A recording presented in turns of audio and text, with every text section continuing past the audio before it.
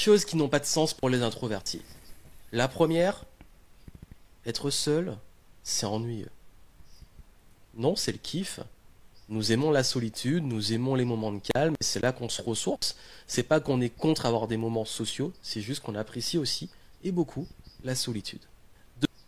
Quelqu'un écrit en commentaire, en plus c'est tellement fatigant, en plus c'est tellement fatigant d'entretenir les relations sociales que j'ai toujours hâte de rentrer chez moi. Ou parfois c'est fatigant, ouais.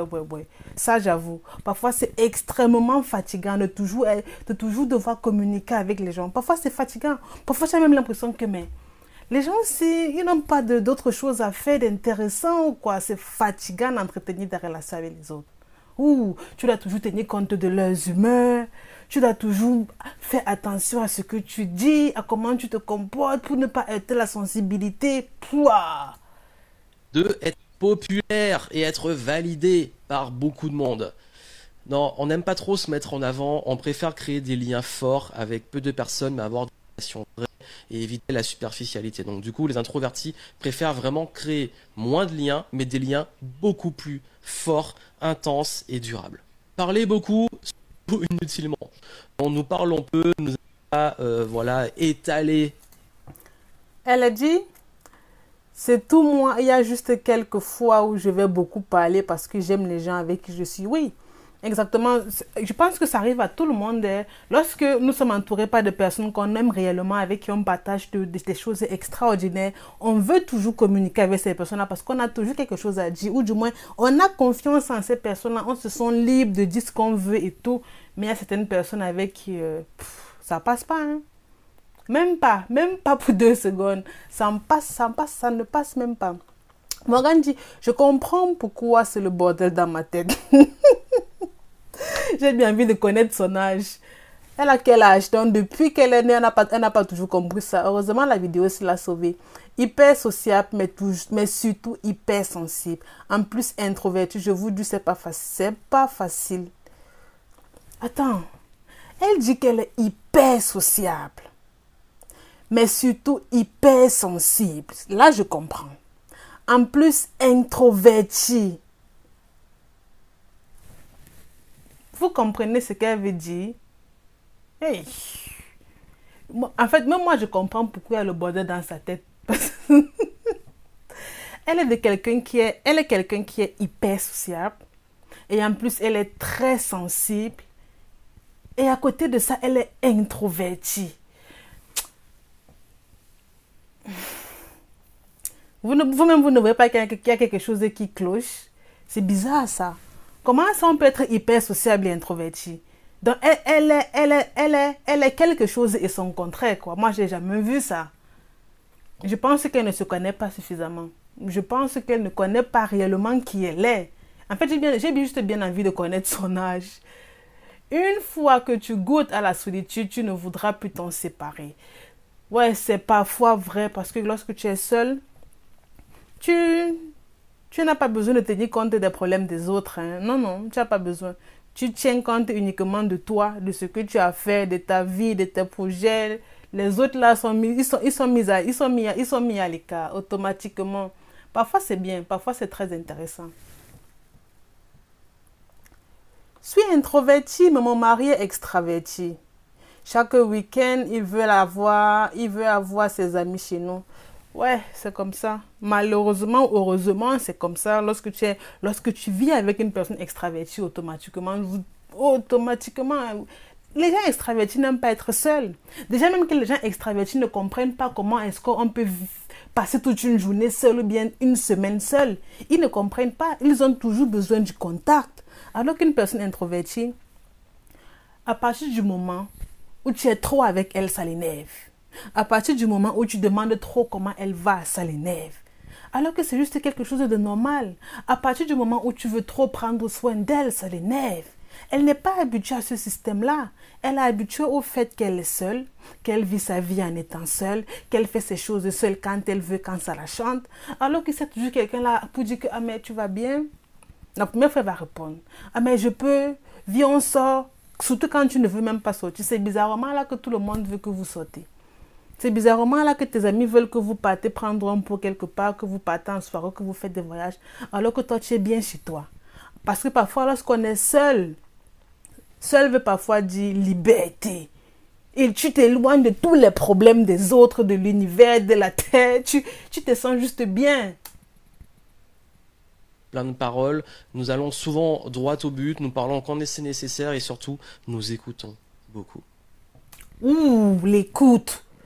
L'écoute, c'est une des plus grandes compétences que les leaders ont développées. C'est pour ça qu'on a une bouche et deux oreilles.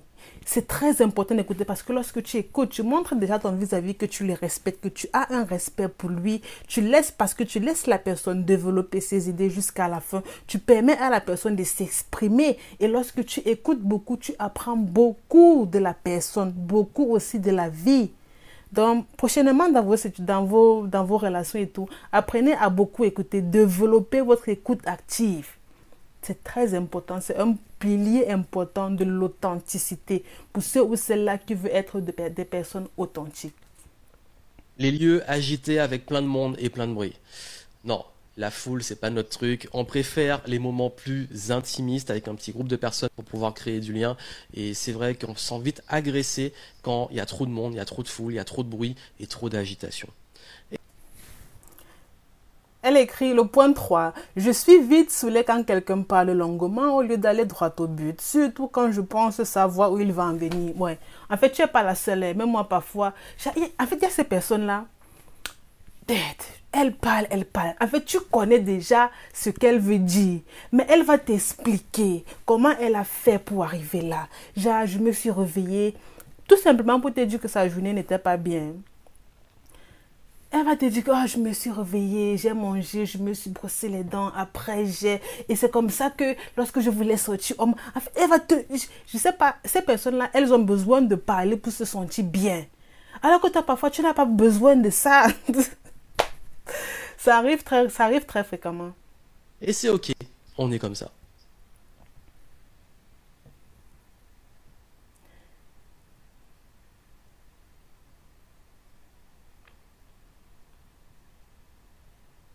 Quatre choses qui n'ont pas de sens pour les introvertis.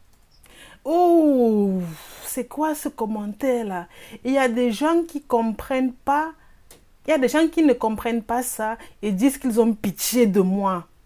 Ah, on peut avoir pitié de la vie de quelqu'un comme ça. Oh, moi, je suis en paix quand je suis seule. Donc, quelqu'un te voit de suite, il a pitié de ta vie, quoi. Il a vraiment pitié de ta vie. Alors que toi, tu es bien lorsque tu es seule. Mais, waouh! Donc, genre, en mode que, mais, il se demande que, mais comment est-ce que tu fais pour avoir une vie aussi triste comme ça?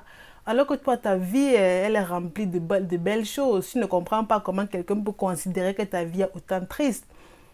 Oh là là, je me demande bien quand même, je me demande bien vraiment comment font ces personnes qui sont ambiverties. Je pense que ambiverties, si je ne me trompe pas, ce sont des personnes qui sont sociables mais aussi introverties. Je me demande bien comment elles font. C'est bizarre ça. C'est très bizarre. Ah, en parlant même de c'est bizarre. C'est bizarre, je ne pense pas être introvertie, pourtant j'aime être seule. Je déteste la foule, ça m'angoisse. Et j'ai très peu d'amis et j'en vois. Ok? Je suis introvertie. Beaucoup de gens confondent cela avec de la timidité. C'est vrai, j'avoue. Même moi, avant, je confondais. Avant, j'étais introvertie. J'étais aussi timide. Ce qui fait que la plupart des gens considèrent que ces personnes qui sont introverties sont de suite timides. Je déteste ce mot car je ne le suis pas. Je suis juste introvertie. Hey, si c'est que tu détestes le mot, c'est bien. C'est bien si tu détestes le mot timidité. Donc, à partir du moment où quelqu'un va te considérer comme une personne timide parce que tu es introverti, tu n'as pas à t'en faire parce que tu considères que c'est sa réalité à elle. Ce qu'elle dit ne te concerne pas. Malheureusement, tu es mis dans le lot. Donc, il faut juste travailler ton mental. Tu n'es pas concerné par ça. Donc, ce que les autres disent de la timidité, ce que les autres disent de toi, et de la timidité ne te concerne pas, ça leur concerne eux, c'est leur réalité à eux, donc du coup, tu n'as pas forcément besoin de t'en faire pour ça, hein. Non, non, non, non, non. Ah, quelqu'un, que là, tu viens de découvrir ta nature, donc depuis toutes ces années, tu ne savais pas que tu étais introverti. Il y a quelqu'un qui a liké. Bonsoir, je suis introvertie. Quand il y a beaucoup de gens, c'est bien. Mais au bout d'une heure, ça commence à m'énerver. Je suppose qu'elle est ambivertie, quoi. J'adore la solitude, je suis heureuse dans mon petit monde. Ok. Je déteste les appels téléphoniques, mieux vaut envoyer des messages.